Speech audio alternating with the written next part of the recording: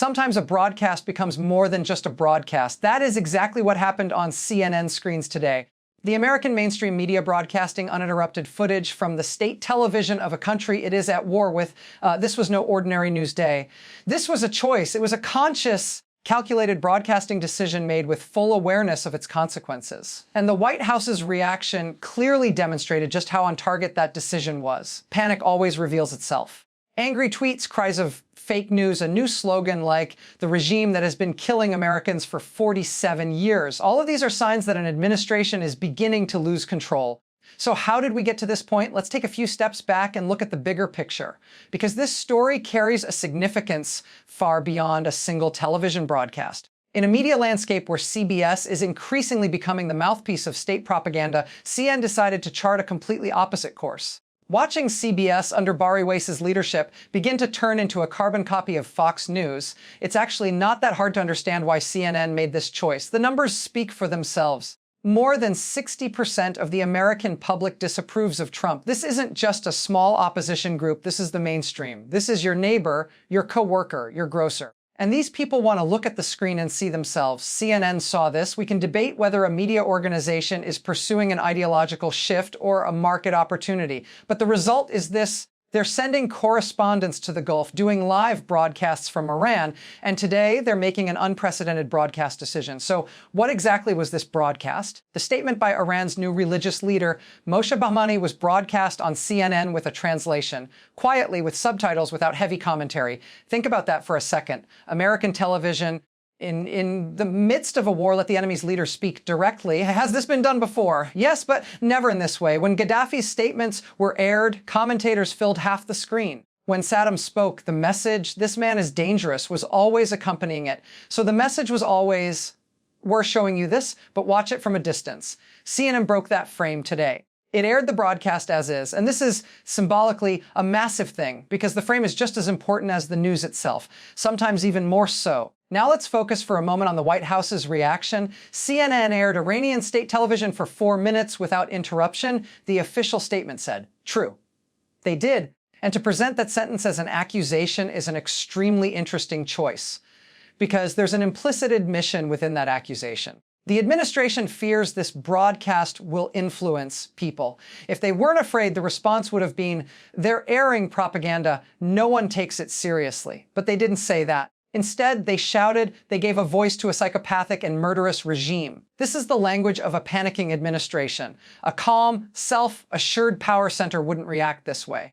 And this panic tells us something else. The administration knows how fragile its own narrative is. So what is the narrative of this war? The Trump administration still hasn't fully explained to the American people why it attacked Iran. Nuclear weapons? No such evidence has been presented. Regime change? That's not the official line, to liberate the Iranian people. Then why have reports of civilian deaths been coming in from day one? Can Jared Kushner's claim that Iran was going to attack Israel really be the justification for a full-scale war? For a moment, put yourself in the shoes of an American mother or father. Your child is a soldier. And the only thing you're told is this, Jared said so. Is that, in your opinion, a sufficient justification for war? Throughout history, every administration that has gone to war has inevitably constructed a grand narrative. This administration has failed to construct that narrative. And this is precisely where CNN's coverage becomes significant. A media outlet is filling the void the administration couldn't fill, asking questions like, what is the other side saying? What's happening there? What's the reality is now being coded as an act of dissent. Consider just how far outside the norm we've become. War reporting, covering both sides of a conflict, these are the fundamental principles of journalism 101. But today, applying these principles has come to put you in the White House's crosshairs. This is an extremely troubling picture for media freedom, but it also explains why the CNN broadcast is so important. What is ordinary in ordinary times requires courage in extraordinary times. Let's also take a brief look at who Iran's new religious leader is. Moshe Bahmani is the son of Ayatollah Ali Khamenei, who lost his life in attacks carried out by the US in the early days of the war. So this isn't just a change in political leadership, it's the birth of a narrative of revenge. A figure coming to power in the midst of a war in which his father was martyred. And this figure addressed Americans directly on CNN. What does the average American watching this think? Is he a dangerous enemy? or a man who lost his father. Both could be true at the same time.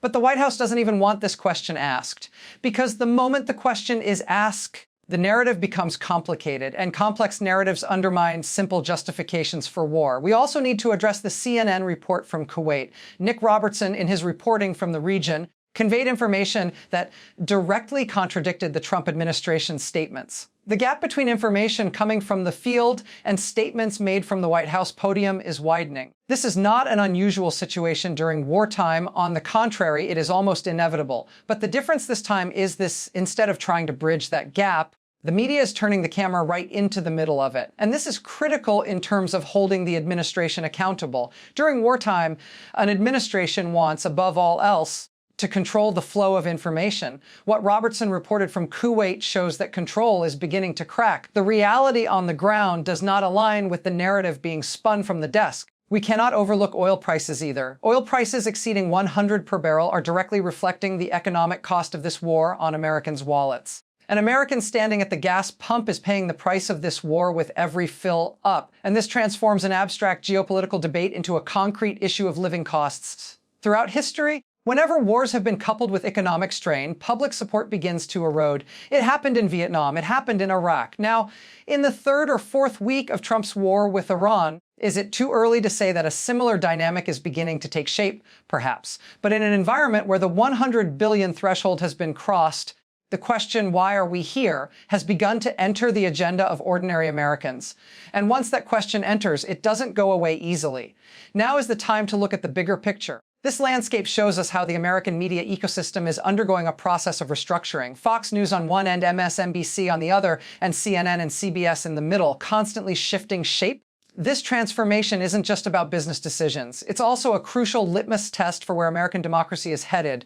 When does the media collaborate with power? And when does it stand against it? This question has been asked in every era. But the difference in the Trump era is this: boundaries are being redrawn at an incredible pace. What was normal yesterday is radical today. What was radical yesterday is a hero today. CNN's broadcast today was the most striking example of this rapid shift in lines. Let's return to the phrase, has been killing Americans for 47 years. The White House deliberately chose this phrase. This is a reference to the 1979 Iranian Revolution.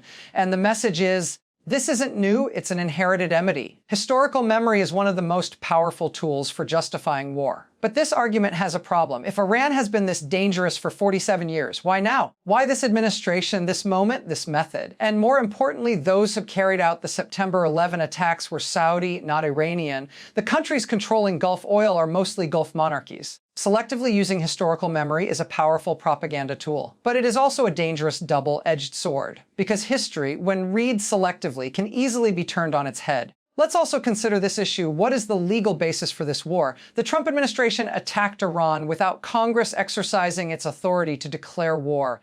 This is one of the most fundamental points of tension in the American constitutional order, the age-old conflict between the president's authority to wage war and Congress's right to declare war. And each time the executive branch pushes a little further while Congress retreats a little more.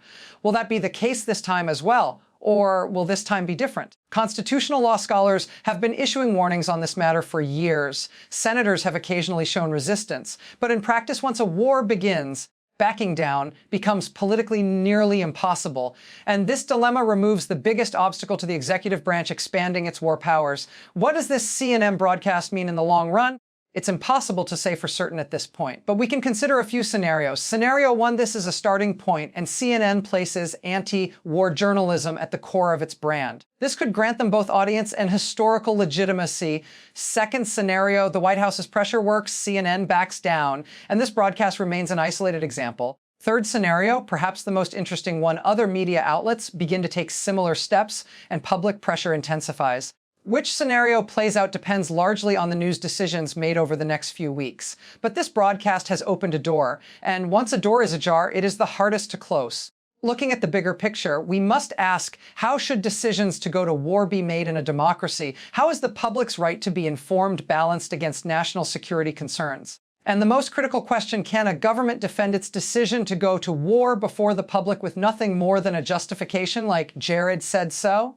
These questions are not just for Americans, but for the entire world. Because this war triggers a chain of events ranging from oil prices to regional security, and from refugee movements to nuclear balances. CNN is a television network. It has no hero in this story, but what it did today, at the very least, served as a reminder journalism does not have to be the voice of power. And this reminder is more valuable than ever. Finally, let's consider this. How will history record this moment? Will it label a media outlet's decision to amplify the opposing side's voice in a war zone as treason or as journalism? The answer to this question depends largely on how this war ends. If the war is won, today's broadcast will be remembered as a desperate opposition attempt. If the war turns into a quagmire, the questions CNN asked today will go down in history as warning signs. But we know this: those in power always try to write the narrative. The media's role is not to echo that narrative in unison, but sometimes to step outside it and remind us that other voices exist. Today, CNN did that. Who will do it tomorrow? And most importantly, will we, the viewers, continue to give them the courage to do so?